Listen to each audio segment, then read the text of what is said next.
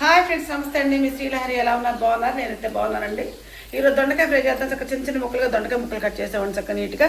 ఇది కొంచెం దానికి కావాల్సి ఉల్లిపాయ ముక్కలు, పచ్చిమిరకాయ ముక్కలు, కరివేపాకు, ఎండుమిరపకాయలు, వెల్లిపాయ చక్క మంచి కొట్టుకొని ఆయిల్ కాగిన తర్వాత తాలింపు చేసామండి. ఉల్లిపాయలు, పచ్చిమిరకాయలు ఏం చక్క ఈ విధంగా వేగిన ఎర్రగా. ఇప్పుడు మనం ఇందులో దొండకాయ ముక్కలు వేసేసుకుందామండి.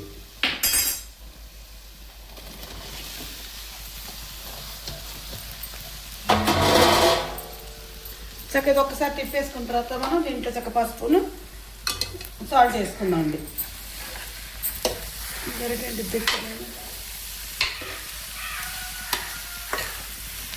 చక్క ఇప్పుడు దీంట్లో చక్క మనం పసుపును ఉప్పు వేసుకుందాం అండి. చిన్న మంట మీద మగ్గుతూ ఉంటాయండి.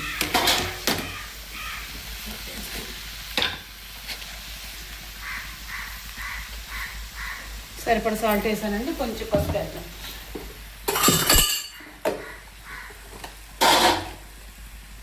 ఇప్పుడు చక్కగా దీన్ని చిన్న మంట మీద నిదానంగా మగ్గనిచ్చుకున్నాను. కొద్ది మగ్గిన తర్వాత అప్పుడు మనం గ్యాస్ పెట్టుకుందాం.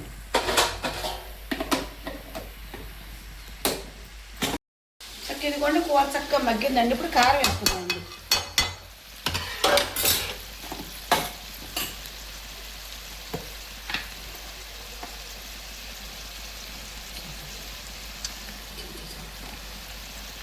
చక్క ఒక్క చెంచా వేసండి. పచ్చిమిరకాయలు వేసాం కదండి.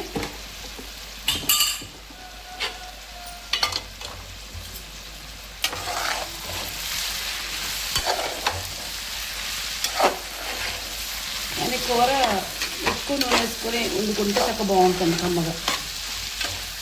కొంతమంది వస్తూ నీళ్ళ మీద తింటారు, అది ఇంకా మంచిగా అనిపిస్తుంది. అటు ఇటు కాదు కూర, మీడియం కూర ఇది. ఓన్లీ యాగటం వరకు వేసాం మనం. ఫ్రై కాదు, నీళ్ళ మీద కాదండి. ఇది కూర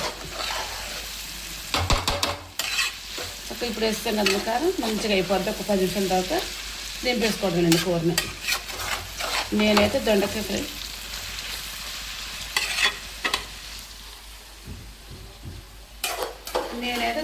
ఈ విధంగా చేస్తానండి. నేను చేసే విధానం మీకు నచ్చితే నాకు లైక్ ఇచ్చేయండి. Please subscribe.